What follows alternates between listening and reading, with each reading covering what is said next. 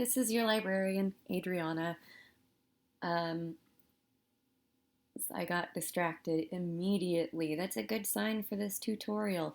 Um, just by my cursor. Anyway, today I'm going to be talking with you about how to access scholarly articles through either the Salt Lake County Library website or the Salt Lake City Library website. We're going to be using Academic Search Premier as well as Google Scholar to find articles that are related to topics under the umbrella of social sciences. So let's get started. One quick thing I should point out before we do get started is if you have any questions and you want to get a hold of me, you can reach me here at adriana.parker@utah.edu. If you click my name, that will actually take you to my profile. So you don't have to remember my email address. You can always just click this little button here. But yeah, please reach out if you have questions at any point. I hope I'll see a lot of you at our Zoom meeting on the 1st. Anyway, let's get started. I'm going to start with Google Scholar because I like it and it's dope and it's familiar. So Google Scholar is a lot like regular Google, which looks like this, as you know, except instead of searching the whole internet, it searches just a body of scholarly literature. So, because we're talking social sciences and because I'm the librarian for the School of Cultural and Social Transformation, I'm going to use some sample searches that I've done with students recently that come from the fields of either gender studies or ethnic studies. So hang in there. I promise this is going to be as quick as it can and hopefully not too overwhelming or confusing. We're aiming for simplicity. So regular Google, I'm going to do a search.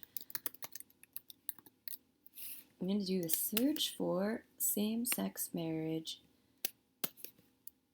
in Google, and I'm going to do the same search in Google Scholar. And we're going to see what happens. In Google, we have do you ever look at your results? So crazy. We have 24 million results. Just over that, almost 25 million results. That's wild. So, Google Scholar, still quite a few results, a little bit more manageable. And all of these, instead of being generated by universities or news organizations or bloggers or social media, these all come from the world of scholarly publishing. So I've done a search here for same-sex marriage and I've put it in between quotes. And you'll notice that when you start typing, both Google and Google Scholar want to give you some suggestions because the more information that you give to a database or a search engine, the fewer results you get, but they're going to be way more relevant to your needs. So say I'm writing a paper about same-sex marriage laws in Utah for the past decade. This search kind of sucks, to be honest. Like, it gives me a lot of information about same-sex marriage.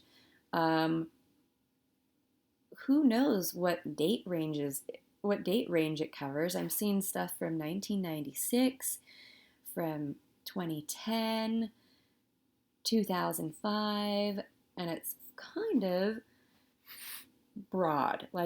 There are so many lenses that we could talk about same-sex marriage through. So I'm going to add in another keyword because I'm looking at, hypothetically, this scenario is looking at same-sex marriage in Utah. If I just add Utah, that drops my results from 90,000 to 10,500. If I say, and this is kind of a good habit, and Utah and legislation, we're going to get about 300 results less. So The more information that I give the database or search engine, the more uh, and better relevant results I'm going to get, the fewer crappy, irrelevant results I'm going to get. I'm going to sort these by date. I'm going to set up a date range. We're going to do 2015 to 2020 and see if that impacts our results too. Awesome. We're down to 3,600 results. And I don't know, if you're like me, that's more manageable than like 92 million. So this is pretty great. Google Scholar gives you access to not just PDFs, which it does. I'm going to take you to one right now. Ta-da, there's a PDF. It also tells you really cool stuff like who has cited this. So you know how at the end of this PDF, let's take a look at it. At the end of it, there's going to be a bunch of citations. Or even at the bottom of each page, there are citations, it looks like. But we can go to the bibliography, and take a look at the full reference list and potentially use some of those sources for our own research. Or we can go the way of Google, which was really cool, where it's going to take me a minute. Sorry, folks. You know what? I'm impatient. Let's just go back to Google Scholar this way. Or I can look at it this way and see who cited each source. So this is pretty cool. This is also a really great way to find like the most influential works of scholarship. So see, I've done a big broad search again, and this was cited by 550 people.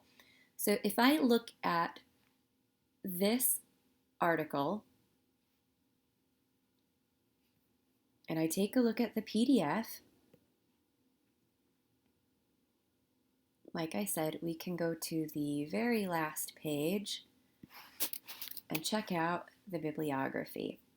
And any of these are potentially relevant results or relevant to my research, because these are the sources that, we'll go back up to the top here, that these folks used to write this paper. And they were then cited by 550 other scholars. So this is very cool. This is a great way to look for other relevant sources. You can also search for related articles just by clicking that. So that's kind of cool and fun and interesting. I'm not going to talk about Google anymore because I think you all get it. So let's take a look at EBSCOhost. So you have the ability, I'm back on the campus guide for IB. Under step 1 here, you can access Academic Search Premier through either the Salt Lake County Library website or the Salt Lake City Library website. The coverage, or like what's contained within the database, will be basically the same from one library's website to the other, so it's just whatever you're comfortable with. I have already opened up a search in Google, or not Google, in EBSCOhost for Academic Search Premier, but I'm having some technical difficulties, so I'm going to show you what it looks like to access both of these, and then ultimately take you to this to show you how we access it through the university. So if you go to Academic Search Premier through the county library, you'll need to open a new tab. I think that one automatically opens a new tab. The second link does not. And you'll find Academic Search Premier right at the top there. Then it will have you log in with your library card number. Or back to this guide, if you open a new tab, that will take you to the City Library's website, and you can access EBSCOhost through here by clicking All Databases. Now, these are all EBSCOhost databases. Academic Search Premier is one of about 40, so just select that and then click Continue, and then you will be looking at this screen. So I'm going to do the same search that I did in Google Scholar and show you what my results look like. So I'm going to do same-sex marriage and Utah and hit search. You don't have to capitalize stuff or worry about, like proper nouns or using the or or an. It's pretty chill, actually. So this is going to take a second to load. Bear with us. Bear with me and my computer.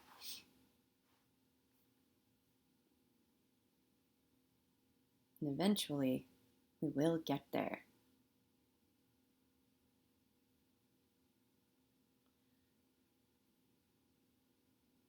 If we were in person, this is when I would make awkward conversation and probably talk about hobbies and stuff. But because we are meeting electronically via video, that is killing me right now. Who knows how long it's going to take. Spooky. Let's see. Should we try it again? Should we try it again? We'll try it here.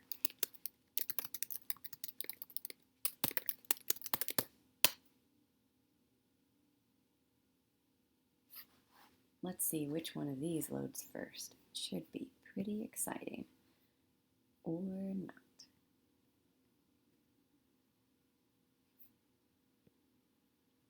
We might have to do a force reload, everybody. And that's okay. Stuff happens. All right, here we go. So, very different kinds of results from Google Scholar. Because they're searching from an even more limited body of scholarly materials. Just a collection of journals, but you can see here, just like Google Scholar, we want to kind of help you to refine your results. You can select full text if you'd like, though it's pretty clear if something is accessible in full text or not. I would advise against clicking scholarly peer-reviewed journals unless you are required to have only scholarly peer-reviewed stuff. And you can even specify a date range here. So if I wanted to tighten up that date range, I would probably go with something like the most recent 5 to 10 years. Otherwise, some things that are notable, many fewer results. Unlike Google Scholar, where we had, 15,000 or something, we have 190 results here. These are coming from periodicals, as you can see, and newspapers. We've got these little icons, but you can restrict just to academic journals under source type. So let's update this list, I hope, very, very slowly. And this is the part during your research where you get up and go get a drink or pet your dog or bang your head against the wall. I don't know. There's a lot of options of what you could do at this point in your research. Waiting is really my least favorite part. If we were in person, this would be way more fun. Trust me. I'm going to see what's up here and see if we can do a force quit and get this thing to load a little faster for us. Maybe. It did! Hooray! We're down to 32. And those are just academic journals. So, not newspapers, not magazines, just academic journals. And I want you to notice you'll find PDF full text here. Lots of stuff is clickable. In the last 2 seconds of my talking, I'm going to click on just one of these articles. How about this first one here? just for the fun of it. Because, one last helpful tip, with a whole lot of anticipation, I bet you're all on the edge of your seats right now, waiting for this to load. What will this hot tip be? It will be, oh my gosh, what if I forget the hot tip while we're waiting for this to reload? The hot tip is, thank goodness, you can actually just read the abstract instead of a 22-page article to determine if it's going to be relevant to your research needs. So this is like, eventually you will have to read that 22-page article if it's relevant, but if not, awesome! You get to read an abstract. Oh wow, what did I pick here? Let's pick another one for some balance. Let's see. Wow, lots of stuff out of BYU, Journal of Public Law. Lots and lots of stuff. Let's take a look instead at the Journal of Lesbian and Gay Studies.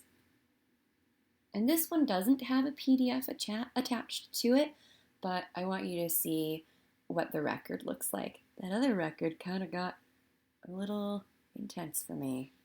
I don't know. But I'm digging this one a lot. I know it's going to be great once it loads. You don't usually have to do that unless technology is being funky. Bear with me. Thank you so much for your patience. I wish I had some jokes to tell you right now. I'm going to try reloading this page again. Hooray. Okay, so things that I wanted to point out finally, and this will be the end of our video. So there's a lot of clickable stuff when you do click into a record, and that's what you're looking at right now is a detailed record. So this is clickable, which means if this author has published anything else, it's very likely going to be linked in this database. Here's hoping, fingers crossed. Also, the journal title is linked, so you can actually click on this journal. I'm going to show you. This is so cool. And we can search just inside of this specific journal. We can even read entire issues. And this is so rad. Our databases will tell you if something is peer-reviewed or not. So that's kind of like a fun, quick tip. The other thing that's really cool is if you're struggling to find more results and you have searched, you found like the perfect article, you've searched its bibliography, you've checked Google Scholar to see what else is out there, related sources and stuff. These subject terms are pretty awesome because these were developed by the database folks rather than the journals that participate in adding content to the database. So this is a little bit more uniform and it will give you potentially more results. So before I had fewer results than 8,504. I had 32.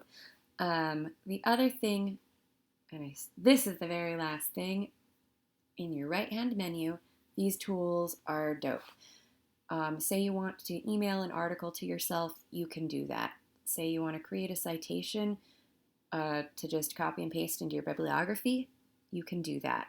You can even add a bunch of articles to a folder and export them simultaneously via email or to your Google Drive. When you do email stuff, this is really cool. So I'm going to show you and hope this link works once I click on it. Or not. Come on, man.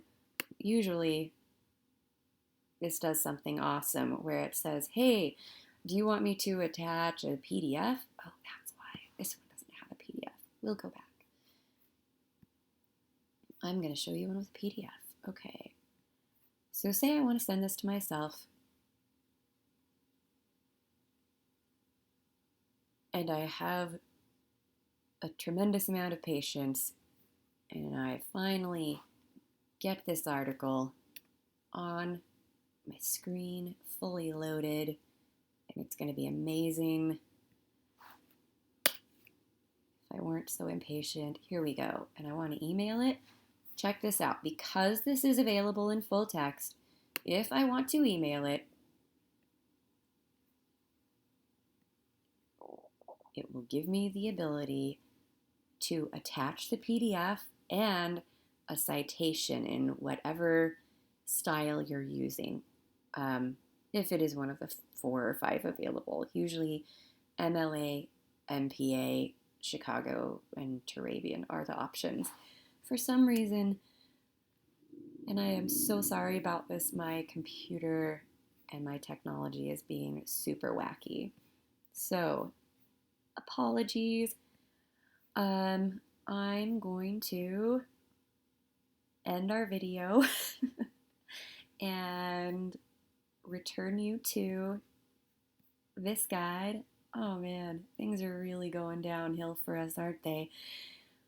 And say good night, good afternoon, good morning, bye. I'll see you all on, June 1st at 1 o'clock in our Zoom meeting.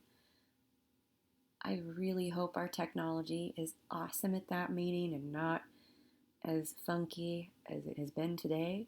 Huge apologies. Thank you so much for your time and attention. I will talk to you all soon.